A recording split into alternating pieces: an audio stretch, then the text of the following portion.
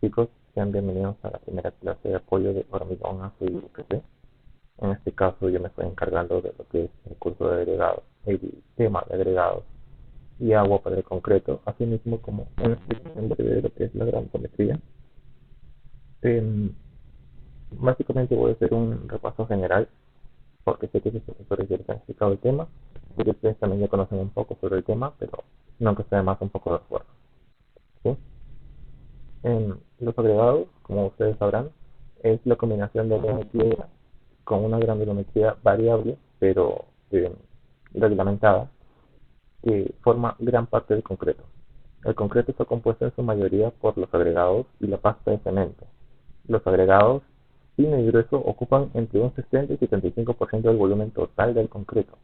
Asimismo, eso representa cerca del 70 y 75% de la masa.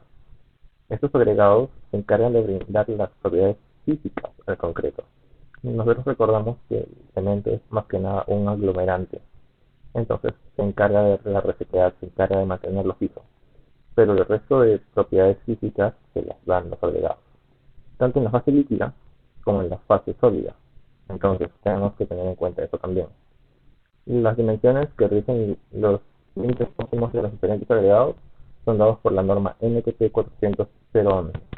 Entonces, en estas dimensiones que se están mencionando aquí, eh, son generalmente los tamaños máximos, mínimos y adecuados para diferentes ocasiones. Los agregados pueden ser naturales o artificiales, aunque generalmente nosotros usamos los de origen natural, los que usamos de canteras, etcétera, etcétera, etcétera. Tenemos entre ellos los agregados finos, que son en general arenas, gravas pequeñas, etcétera, y los agregados gruesos, que son rocas, que son zancadas o molidas, y el agregado global, que es una combinación de ambos. Los agregados gruesos presentan una clasificación en base a su forma. Estos son la angular, subangular. La angular es conocida como si fuera un pedazo de vidrio roto, tiene puntas por todos lados. La subangular es lo mismo, solo que las puntas son un tanto desgastadas, no son tan puntiagudas o afiladas. Subredondeada es con los bordes limados, medio lisos. Redondeada es la que generalmente encontramos en la playa, son medio redondas por erosión. Y la muy redondeada es que ya de por sí no tienen ningún tipo de borde reconocible, simplemente por la forma. Entonces, esa es la clasificación. Recordemos que esta clase de forma o figura que presentan nuestros agregados gruesos van a brindar cierto tipo de propiedades a nuestro concreto. Un concreto hecho con piedra muy redondeada puede ayudar a lo que es la filtración, o uno angular a la mayor masa, a la mayor densidad, etcétera, etcétera, etcétera.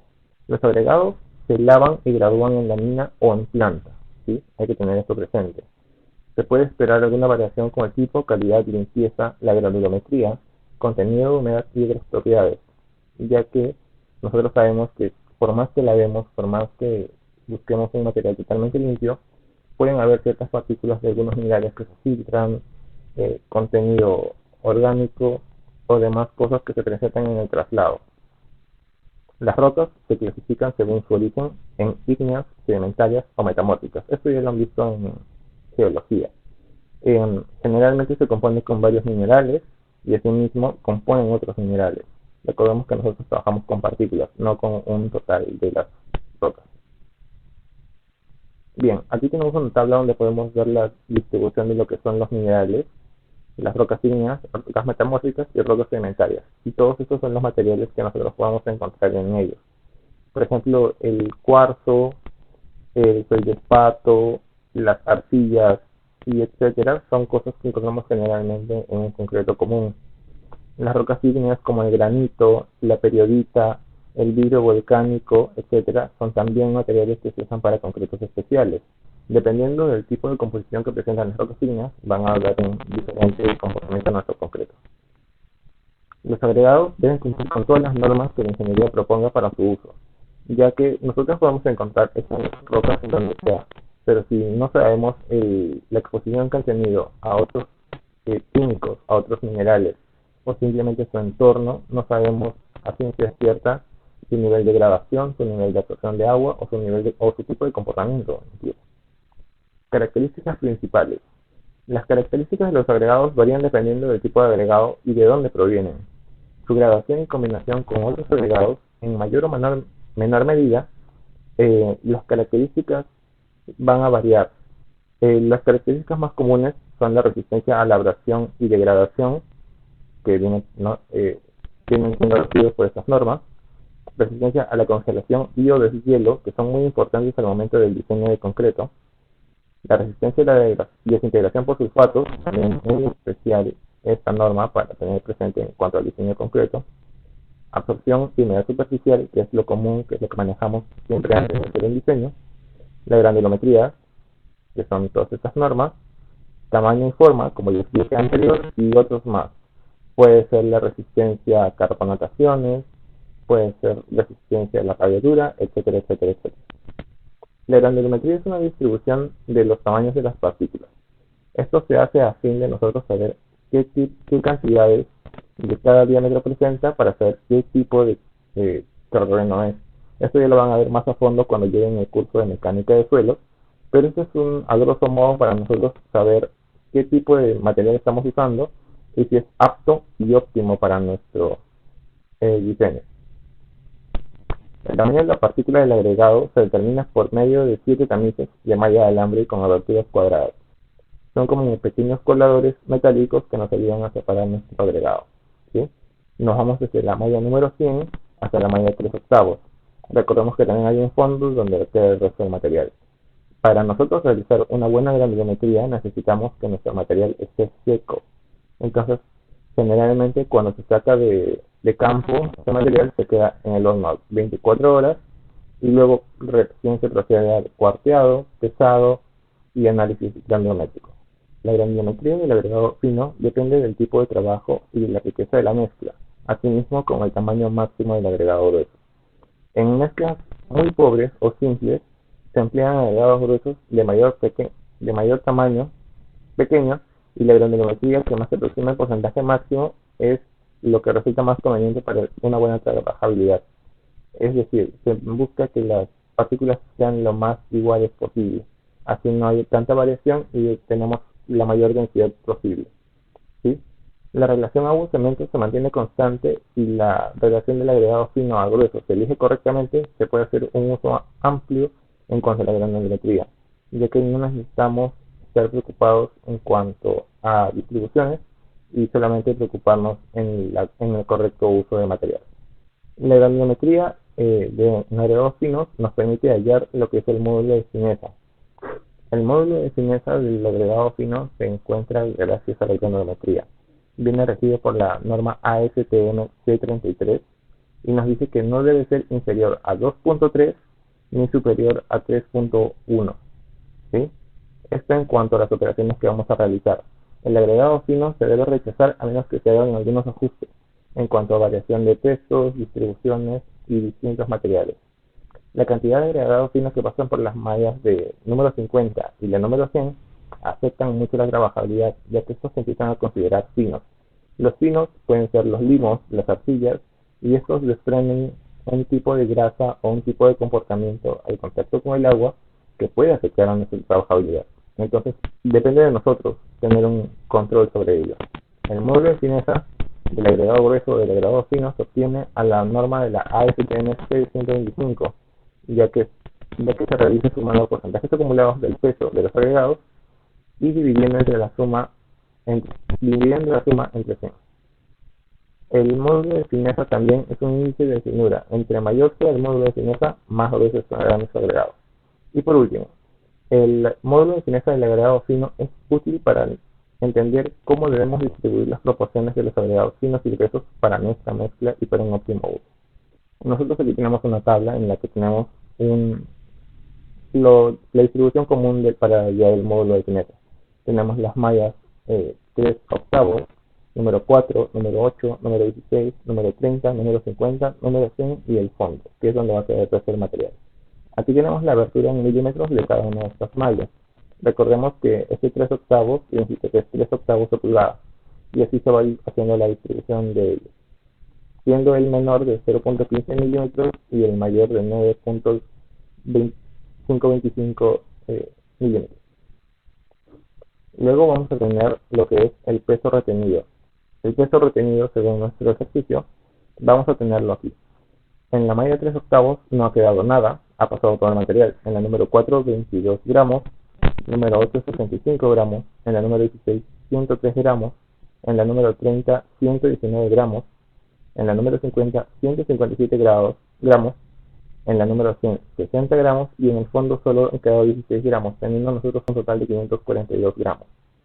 Para nosotros obtener el porcentaje retenido, tenemos que hallar la sumatoria de todos estos, que la tenemos aquí, y hacer la división entre el peso retenido entre el total y multiplicamos por 100. Así vamos a nosotros obtener todos los porcentajes retenidos de cada tamiz. Una vez que hemos obtenido los porcentajes retenidos, tenemos que ver los porcentajes retenidos acumulados. Los porcentajes retenidos acumulados se hallan cuando nosotros sumamos en forma de zigzag. Entonces, la primera malla se copia igual y la siguiente malla se va a sumar con la anterior. Sería, en este caso, en este método. Así para todas las mallas. Bien, como aquí podemos apreciar, en la primera malla se mantiene igual y la siguiente malla la sumamos con la anterior y así sucesivamente para cada una de las mallas.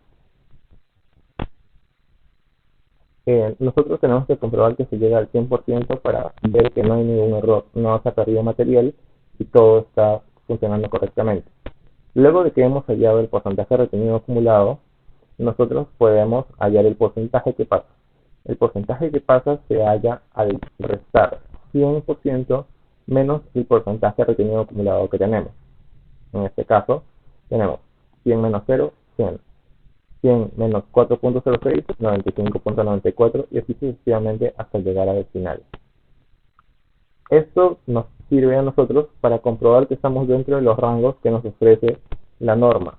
Para esta norma, por ejemplo, nosotros tenemos que la malla de 3 octavos debe estar al 100%, lo cual cumple.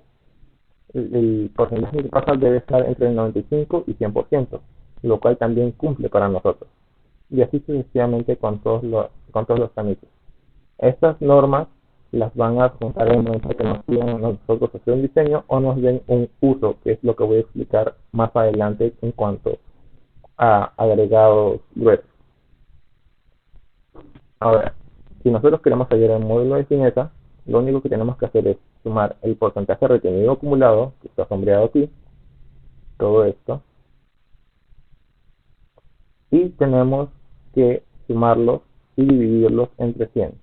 En este caso tendríamos 0 más 4.06 más 16,05, etcétera, etcétera, etcétera, y todo entre 100. Y esto nos va a dar un valor de 2,952, que está dentro de los rangos de 2.3 y 3.1. Bien, una vez que hemos hallado estos porcentajes que pasan, nosotros podemos realizar una gráfica de la granulometría que hemos encontrado. Esto para nosotros saber en qué tamices nosotros debemos ajustar este tipo de comportamientos y si estamos cumpliendo con lo establecido por la norma. ¿Sí? Por ejemplo, en el cuadro anterior teníamos los porcentajes que pasan requeridos. Entonces, esto nos va a crear un aspecto dentro del cual nosotros debemos estar. Y para las gráficas sería de este modo. Para un correcto dibujo de nuestra curva granulométrica, tenemos que tener en cuenta los tamices que hemos usado, sus aberturas, como se ve aquí, sus aberturas y asimismo los porcentajes que pasan dados por la norma y los que hemos obtenido dentro de nuestro material. Para el caso de nuestro ejercicio hemos usado la 3 octavos, la número 4, la número 8, la número 16, la número 30, la número 50, la número 100. Asimismo, nosotros hemos usado para la número 100, para el número 3 octavos, que tenemos un porcentaje que pasa del 100%. según la norma. Para el porcentaje que pasa en la malla número 4, tenemos que debe estar entre el 95 y 100%. Para el siguiente tamiz, tenemos que debe estar entre 80 y 100%. Y para el siguiente tamiz, y así sucesivamente hasta que lleguemos al final, debe ser entre 50 y 65, 25, 60, 100, 30 y 2 y 10.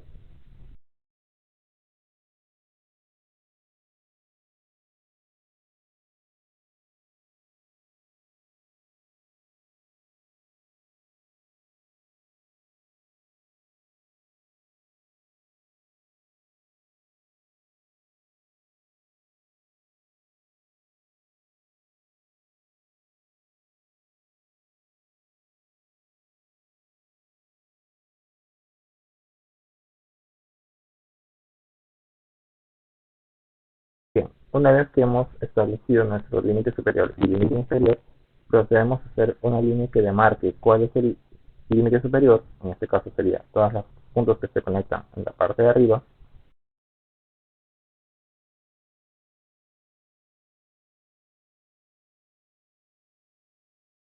y ahora solamente los que están en el límite inferior.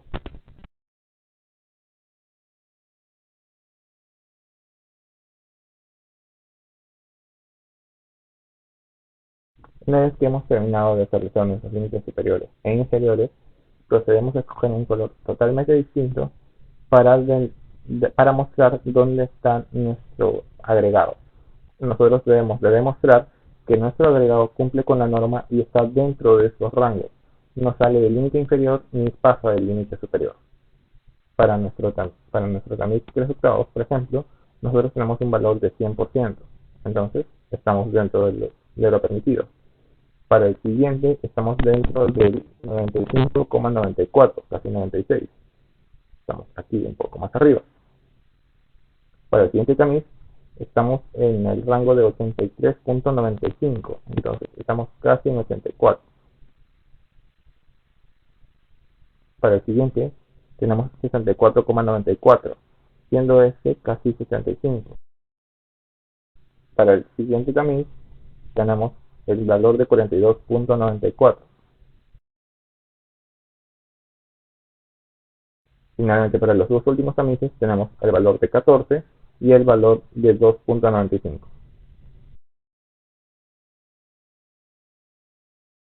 Una vez que hemos establecido cuál es el índice que está mostrando nuestro agregado, procedemos a unir nuevamente las líneas que corresponden a nuestro agregado ahora.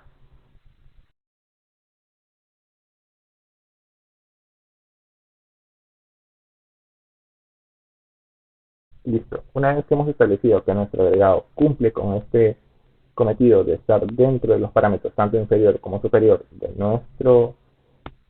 nuestra norma, podemos decir que nuestro agregado fino sí cumple con la norma establecida, siendo estas la ASTM C33 y la ASTM C125 para lo que es agregados finos y gruesos. Nuevamente, si nosotros hubiéramos tenido, en este caso, voy a dibujarlo un poco más grande para que se note, si hubiéramos tenido que nuestro agregado salía de los valores, como en este caso que estoy dibujando con verde, no hubiéramos cumplido con dicha norma, siendo en este caso que tendríamos que modificar nuestro agregado. Este agregado, ¿cómo se modificaría? Nosotros tendríamos que retirar la cantidad de material que vemos que está dentro de este efecto que está aquí encerrado, dentro de ese aspecto que está saliendo de la gráfica y dentro de ese aspecto que está saliendo de la gráfica. Como nosotros vemos que es algo demasiado grande, una variación demasiado grande, tendríamos que, como recomendación sería cambiar de agregado. Pero si vemos que nuestra curva aún así es manejable, otra opción de salida es cambiar el tipo de mezcla que se está haciendo en nuestro agregado. Sería gradarlo más, trabajar con algún tipo de apoyo extra, hacer una buena combinación con otro material de otra cantera o simplemente descartarlo. La granulometría en agregados gruesos también se realiza de la forma como los agregados finos, solo que estos manejan algunos tamices más o algunos tamices menos, dependiendo del material, dependiendo del uso grande del material que están usando. Asimismo, usan también el peso de las mallas más finas, siendo que esto va a ayudar a que nuestro módulo de fineza del agregado grueso sea más estable. Comúnmente se necesita más agua y cemento para agregados de tamaño pequeño que para agregados de tamaños mayores.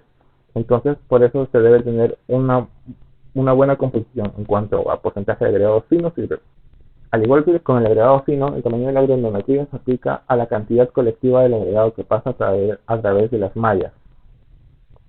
Y las mallas usadas para la granulometría de gruesos varían desde la malla de 3 pulgadas hasta la malla número 4.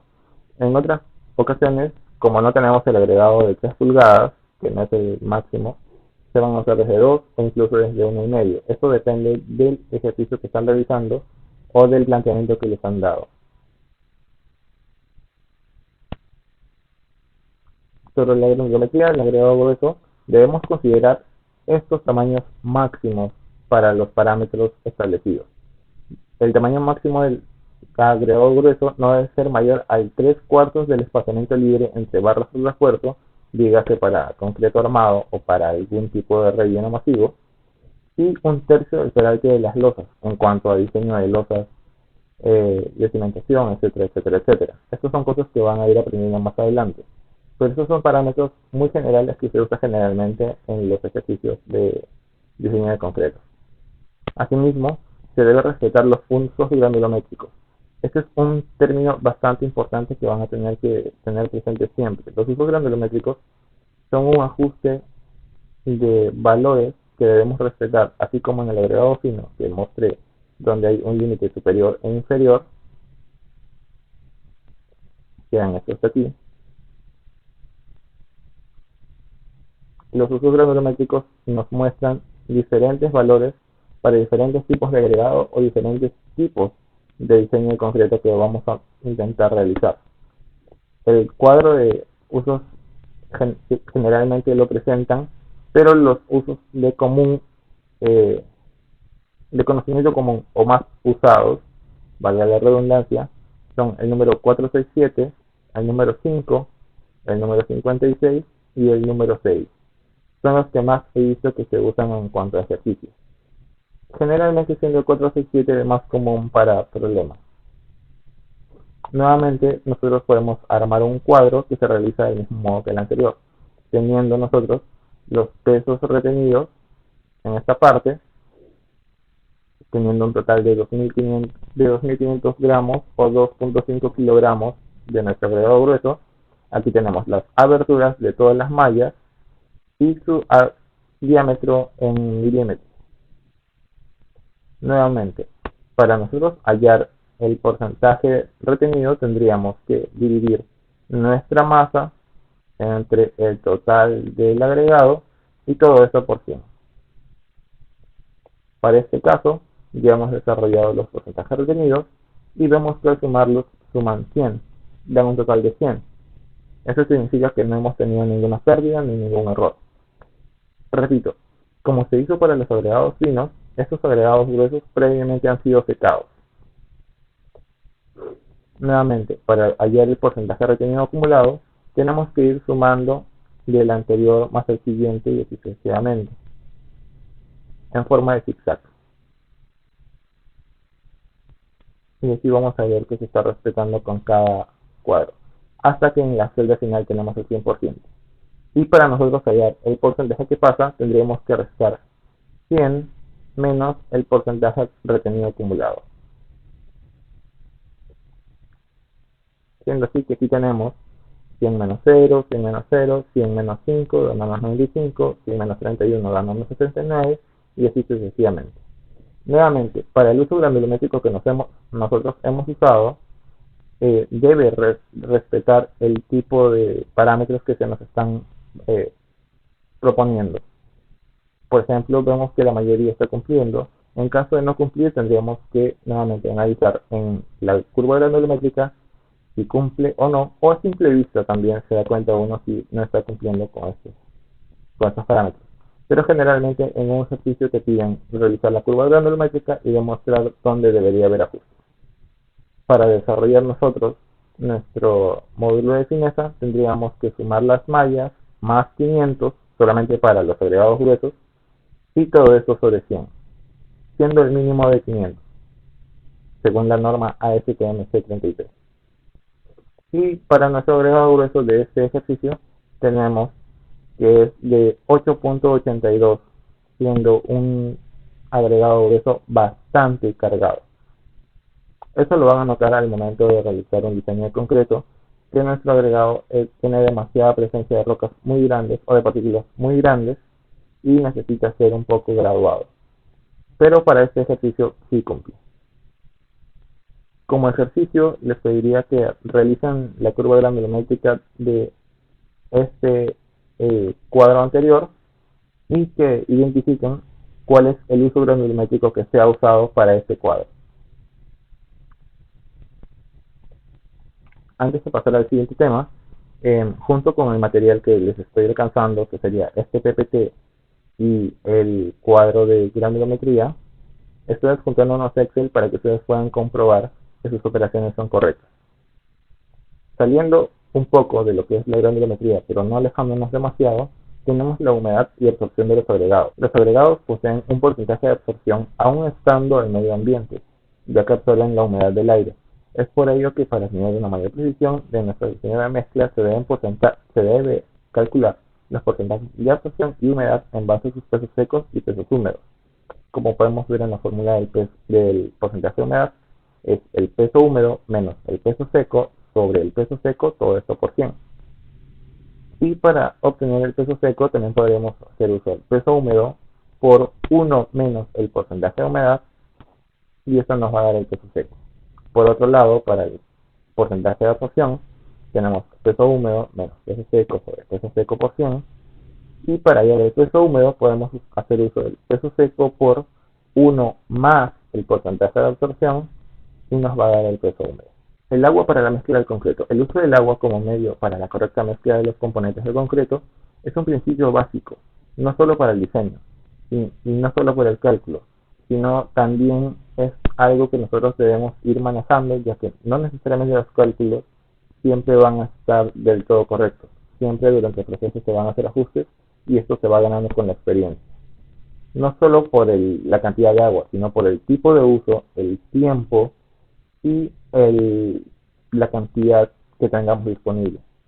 Generalmente se usa agua potable, pero incluso esta agua contiene cloro u otras sustancias que pueden generar una patología en nuestro concreto, siendo las patologías algunos problemas como el sangrado, las cangrejeras, reacciones, etc.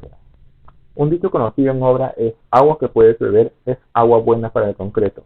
Y eso es correcto, ya que generalmente se trata de usar agua destilada o agua pura, siendo el agua potable lo más común para estos casos en obra, y en laboratorio el uso de aguas destiladas. La norma técnica peruana que rige los requerimientos y normativas propuestas para un buen manejo del agua en el concreto es la NTP 339.088-1982, que lo pueden encontrar en el libro de la PCA. Se puede emplear agua de dudosa procedencia para el concreto, pero se debe verificar su desempeño. Por ejemplo, se aconseja que para una mezcla preparada con agua de dudosa procedencia debe tener una resistencia a los 7 días igual o por lo menos al 90% de la resistencia de los especímenes con un agua común o destilada. Asimismo, se debe garantizar a través de ensayos, ya sea de tiempo de fraguado o de resistencia, que las impurezas en el agua de amasado no van a disminuir o a aumentar adversamente el tiempo de fraguado de nuestro cemento. Las normas ASTM C94 y la AASHTO C26 presentan criterios de situación para el agua que será usada dentro del concreto, esto basándose en las ppm o partículas por millón de sustancias en el agua. Aquí tenemos una tabla rápida donde podemos hallar la cantidad de ppm permitidos y de los tipos de materiales o sustancias químicas que podemos tener dentro del agua sin que puedan generar algún tipo de patología a gran escala. y esos son los valores permitidos. Como ustedes sabrán, el agua es lo que nosotros usamos para que reaccione directamente con el cemento. Si tenemos un cemento que no resiste cloruro y tenemos agua con mucho cloruro, esta mezcla puede salir demasiado mal, demasiado débil y tardar mucho en fraguar. Entonces son cosas que tenemos que tener en cuenta. Los contenidos peligrosos dentro del agua son diversas sustancias en diferentes proporciones, pero que afectan a gran escala nuestro desempeño. Por ejemplo, el carbonato alcalino y carbonato, si son mayores a las 1000 partículas por millón, pueden afectar a la resistencia y el tiempo de fraguado. Si el cloruro tiene un pH mayor a 12.5 o del 0.2 al 0.4 del peso del cemento, puede afectar a la corrosión del refuerzo. Puede realizar corrosión al refuerzo, sea del acero o algún otro material metálico. El sulfato debe tener un máximo de 3000 partículas por millón, porque del caso contrario produciría reacciones expansivas y deterioración de nuestro concreto, y así con diferentes materiales. Las normas que ustedes pueden consultar para ello son la ASTM C94, la ASTM D512, la ASTM D516, la AASTO T26, entre otras. La norma ACI 318 no limita la cantidad de cloruros en el concreto simple. Esa es una norma en específico que estoy resaltando, ya que dichas restricciones se pueden ver en otras normas y dentro del análisis realizado anteriormente, como es en la primera línea, que voy a resaltar aquí. Y bueno, eso sería todo por la explicación de este repaso en cuanto a agua y contenidos de humedad, agregados finos, agregados gruesos y granulometría. Muchas gracias.